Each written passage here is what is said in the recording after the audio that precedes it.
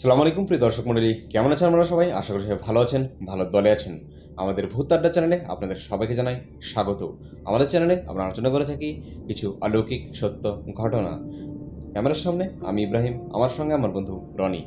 তো চলুন শুরু করা যাক আজকের আড্ডা।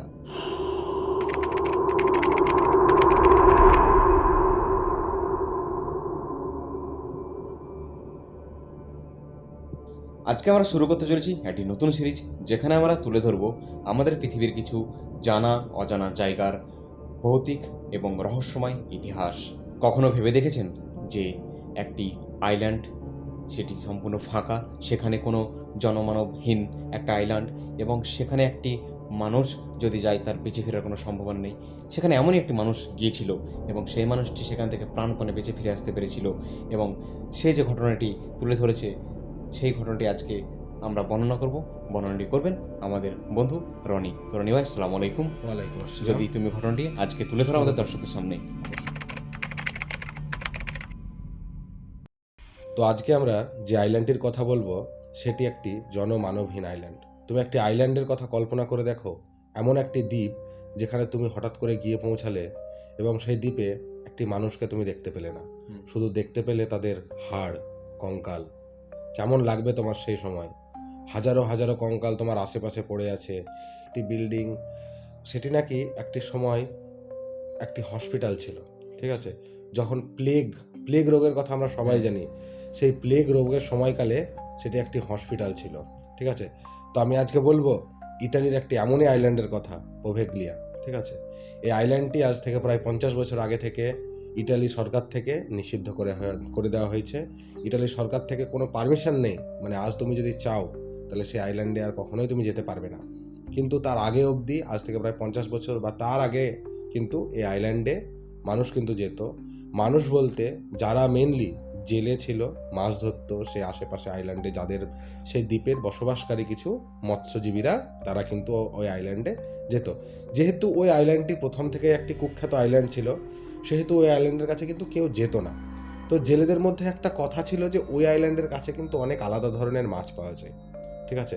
তো আজকে আমি যে পরিপ্রেক্ষিতে বলছি, এরকমই একজনের কথা, ম্যাথিউ, ঠিক আছে? ইটালির বাসিন্দা ম্যাথিউ, সেও একজন মৎস্যজীবী। সে কিন্তু ওই প্রত্যেকটা দিন সকালবেলায় তার নৌকা নিয়ে বেরোতো মাছ ধরতে, এবং মাছ ধরে তার দিনের জীবিকা অর্জন করত। সেরকমই একদিন সে কিন্তু জানতে পারে এই পোভেগলি আইল্যান্ডের কথা। সে কিন্তু একটু লোভী না হলেও একটু সাহসী এবং মানে কাজকর্ম করা ব্যক্তি ছিল। তার একটু সাহস ছিল বলতে পারো। সে কিন্তু ভাবে যে ওই আইল্যান্ডের কাছে তো কেউ মাছ ধরে না, কেউ জাল ফেলে না, তাহলে কিন্তু আমি যদি সেখানে যাই সেখানে কিন্তু অনেক বেশি মাছ পাবো। এই ভেবে ম্যাথিউ কিন্তু তার নৌকা নিয়ে পোভেগলি আইল্যান্ডের দিকে এগিয়ে যায়। ম্যাথিউ যখন পোভেগলি আইল্যান্ডের কাছে পৌঁছায়, তখন ওখানে যত আইল্যান্ডটা তখন দূর থেকে দেখা যাচ্ছে, তো এবার যখন সে যত আইল্যান্ডের কাছে আসতে শুরু করে, তত কিন্তু আইল্যান্ডের যে আমরা দেখি কি সমুদ্রে একটা ঢেউ থাকে, সেই ঢেউটা একটু অন্যরকম এবং একটু শক্তিশালী হয়ে ওঠে। সে কিন্তু যখন দূর থেকে আইল্যান্ডটা দেখতে পাচ্ছে, একটা শক্তিশালী ঢেউ, টান, তাকে কিন্তু আইল্যান্ডের দিকে টানছে প্রায় 5-10 কিলোমিটার দূর থেকে। যেহেতু আমরা দূর থেকে আইল্যান্ডকে দেখতে পাচ্ছি, তাকে কিন্তু একটা মানে শক্তি কিন্তু টানছে। সে কিন্তু অতটাও কাছাকাছি যেতে চায়নি আইল্যান্ডে, কিন্তু সেই শক্তি এবং সেই ঢেউয়ের কারণে সে কিন্তু সেই আইল্যান্ডে গিয়ে পৌঁছে যায়, ঠিক আছে? সে যখন আইল্যান্ডের কাছে এসে পৌঁছাতে থাকে, যত বেশি কাছে আসে, ঢেউটা এতটাই শক্তিশালী হয়ে ওঠে যে তার নৌকা কিন্তু উল্টে যায়, ঠিক আছে? মানে একদম তাকে ঢেউ নিয়ে নৌকা শুদ্ধ তাকে উল্টে কিন্তু কিনারায় এনে ফেলে দেয় সেই আইল্যান্ডে। সেই পোভেগলিয়া আইল্যান্ড পুরোপুরি জনমানবহীন, সে আইল্যান্ডে কিন্তু ম্যাথিউ এসে পৌঁছায়, এবং যেহেতু নৌকা উল্টে যায় সে অজ্ঞান হয়ে যায়, ঠিক আছে? তার হাতে কিন্তু একটু চোট লাগে, ঠিক আছে? তার নৌকা একটু ক্ষয়ক্ষতি পায়। সে ঠিক করে যে তার কাছে যে জিনিসপত্র আছে তা দিয়ে সে নৌকাটা মারামত করে সে সেখান থেকে বেরিয়ে যাবে, ঠিক আছে? সে সেদিন কিন্তু আর মাছ ধরার কিছু ভাবে না। তো সে কিন্তু ওখান থেকে একটা দূরে একটা চার্চের মতো দেখতে, ঠিক আছে, একটা জায়গা, ঠিক আছে, একটা বিল্ডিং কিন্তু সে লক্ষ্য করে, ঠিক আছে? সেই জায়গাটি দেখে সে কিন্তু একটু ভাবে যে ওখানে হয়তো কাউকে পাবে, হ্যাঁ? সেই ভেবে কারোর খোঁজেই সে কিন্তু ওখান থেকে ভিতরে হাঁটতে শুরু করে। আইল্যান্ডের বাইরে থেকে সে এখন এবার ভিতরে হাঁটতে শুরু করে। এবার সে যখন যেতে শুরু করে, ওখানে একটি বেলের আওয়াজ কিন্তু সে শুনতে পায়, ঠিক আছে? বেল ঘন্টা। বলতে হ্যাঁ, চার্চের যে ঘন্টা আমরা শুনতে পাই না, হুম। সেই ঘন্টার আওয়াজ কিন্তু সে শুনতে পায়। সে কিন্তু একটু উৎসাহিত হয়, সে ভাবে যে তাহলে নিশ্চয়ই কেউ সেখানে আছে। এই ভেবেই সে একটু খুশি মনে সে কিন্তু আরও তাড়াতাড়ি করে সেখানে যাওয়ার চেষ্টা করে একটু সাহায্যের অপেক্ষায়। সেখানে গিয়ে দেখে সেটি কিন্তু একটি চার্চ নয়, সেটি কিন্তু একটি মানে হসপিটাল আকৃতির, এবং মনে হচ্ছে হসপিটাল আকৃতি বলতে কি চার্চের মতো দেখতে বাইরে থেকে, কিন্তু সেটি হসপিটালের মতো ব্যবহার করা হচ্ছে। হসপিটালের বেড এবং ওখানে যেগুলো হসপিটালে আমরা দেখতে পাই হুইল চেয়ার, বেড, এই সমস্ত জিনিসগুলো কিন্তু সেখানে দেখা যাচ্ছে। কিন্তু জিনিসটা কি, জিনিসটা দেখেই মনে হচ্ছে সেখানে আর মানুষ কেউ আসে না, মানে সম্পূর্ণ ধুলোয় মাখা সেই বিল্ডিংটি, ঠিক আছে, এবং তার জিনিসপত্র সম্পূর্ণ ধুলোয় মাখা। সে কিন্তু ভিতরে যায়, যেহেতু সে বেলের আওয়াজটা শুনেছিল বা ঘন্টার আওয়াজটা শুনেছিল, সে কিন্তু একটা আশায় থাকে যে ভিতরে কেউ কিন্তু আছে। সে গিয়ে ভিতরে একটু ডাক দেওয়ার চেষ্টা করে, কেউ আছেন, কেউ আছেন বলে সে ভিতরে চলে যায়। সেখানে গিয়ে সে কিন্তু একটা লোককে দেখতে পায়, সে বসে আছে। সে যখন সে বসে থাকা লোকটির কাছে গিয়ে তার সঙ্গে কথা বলে, সেই লোকটি বলে, হ্যাঁ বসো, আমি ডাক্তার, তুমি বসো, তোমার তো হাতে চোট পেয়েছে, আসো আমি তোমার চিকিৎসা করে দিই। সে কিন্তু ডাক্তারের কথা শুনে তার হাতের চোটের কথাটাও ভেবে দেখে যে হ্যাঁ সে কিন্তু হাতে চোট পেয়েছে, এবং যেহেতু একটু রক্তপাত হয়েছে সে ভাবলো খুব ভালোই হলো সেই ডাক্তার যদি আমার চিকিৎসা করে দেয়, খুব ভালো। সে কিন্তু তখনও ভেবে দেখেনি যে এইরকম একটি জনমানবহীন দ্বীপে একটি ডাক্তার কোথা থেকে আসবে, বা সেই ডাক্তারই কি সেই যে সেই ঘন্টার আওয়াজ দিচ্ছিল, এখানে তো আর কাউকে সে দেখতে পাচ্ছে না, সবই তো ধুলো মাখা।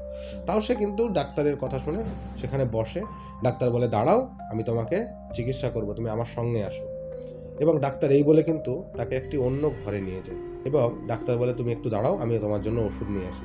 সে কিন্তু তখনও ডাক্তারের মুখটি ভালোভাবে দেখেনি, মানে ভালোভাবে কি, সে ডাক্তারের পিছনই আসছিল, এবং ডাক্তার তাকে শুতে বলে। ডাক্তার কিন্তু তার মুখটি তখনও তাকে দেখায়নি, তাকে ওখানে বসতে বলে এবং বলে, তুমি এই বেডে শোও, আমি তোমার জন্য ওষুধ নিয়ে আসি। বলে ডাক্তার যায়। সে কিন্তু শুয়েই ডাক্তারের দিকেই চেয়ে আছে যে কখন আসবে বলে। সে কিন্তু তখনও অত কিছু ভাবছে না এই জিনিসটা নিয়ে যে এটা কি জায়গা। সে কিন্তু দেখতে পায় যে ওখানে কোনো পেশেন্টও নেই।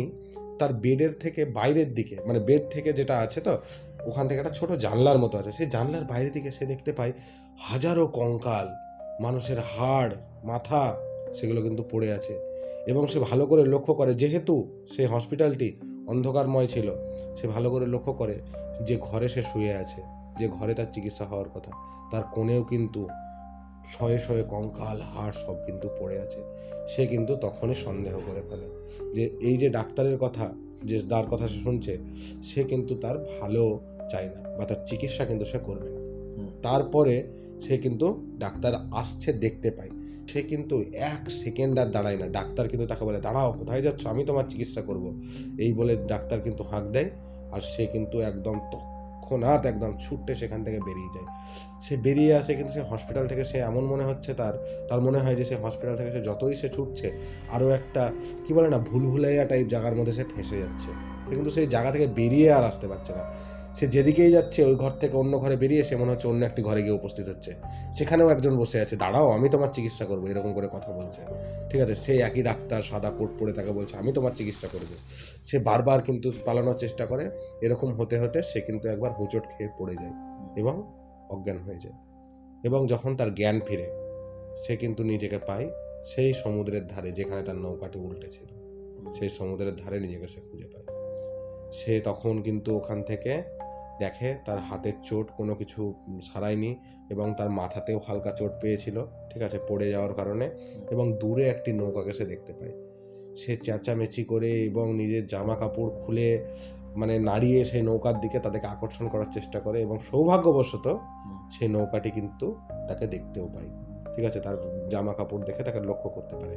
সেই নৌকাটি খুব তাড়াতাড়ি করে কিন্তু তাকে এসে সেখান থেকে উদ্ধার করে এবং বলে যে তুমি কিন্তু খুব ভাগ্যবান, আজ অবধি কিন্তু এই দ্বীপে এসে কেউ ফিরে যায়নি, বা আমরা আজ অবধি কাউকে এই দ্বীপ থেকে উদ্ধার করিনি। তারপরে সেই নৌকাতে বসে ম্যাথিউ কিন্তু ওই দ্বীপ থেকে খুব তাড়াতাড়ি বেরোয়। দ্বীপ থেকে যখন ম্যাথিউ বেরোচ্ছে, সে কিন্তু তখনও ওই আওয়াজ, সেই বেলের আওয়াজ যেটি ঢং ঢং করে বাজছিল, সেই আওয়াজটি কিন্তু সে তখনও শুনতে পাচ্ছে, ঠিক আছে।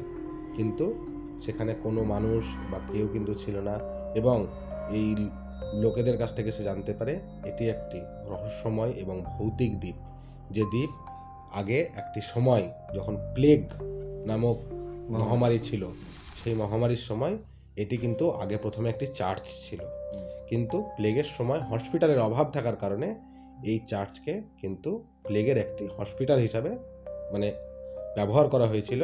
এবং তারপরে অনেক কিছু ঘটে, যে ঘটনাগুলোর কারণে এই জায়গাটি কিন্তু ভৌতিক হয়ে ওঠে এবং তারপর থেকে এই দ্বীপে কেউ কিন্তু আর ফিরে আসেনি।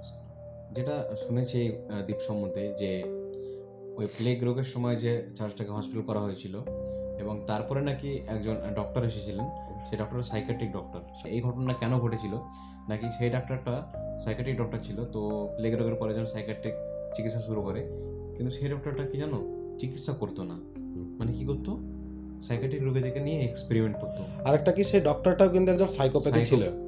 হ্যাঁ, সে কিন্তু চিকিৎসার থেকে বেশি সে নিজের রিসার্চ নিজের এক্সপেরিমেন্টগুলো বেশি করতে, এবং মানে কার্য দিত। আর তার মনে হতো যে এই যে যারা সাবজেক্ট, যারা প্লেগ রোগে আক্রান্ত বা যারা মেন্টালি আক্রান্ত, সেই সমস্ত মানুষদের বেঁচে থাকার কোনো অধিকার নেই।